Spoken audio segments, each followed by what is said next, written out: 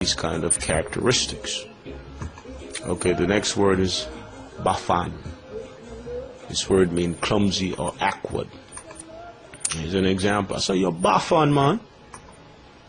What does that mean? It means you're clumsy and you cannot seem to do anything right. Once again, this word is used when addressing someone who shows the inability to master a task, especially a very simple task. And bait. Now this is a serious word. This is for a person who talks trash, never delivers, and makes themselves a target.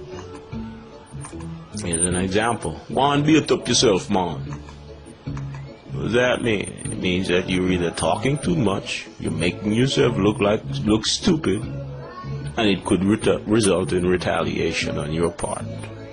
So if someone calls you a bait, you need to pay attention, because you could experience some kind of retaliation. I mean, things are about to get really serious. So if you're talking too much, you actually need to just back down. Okay? And finally, we have the word bakra. This word means overseer, superior, from the slave return bakra, from being whipped by the slave masters. Here's an example. I don't want no bakra over me. What does that mean? I don't want no boss or slave master over me. It's a retaliatory word again. Someone who's trying to work another person to death, or work another person really hard. So those are the 6 words that we looked at today.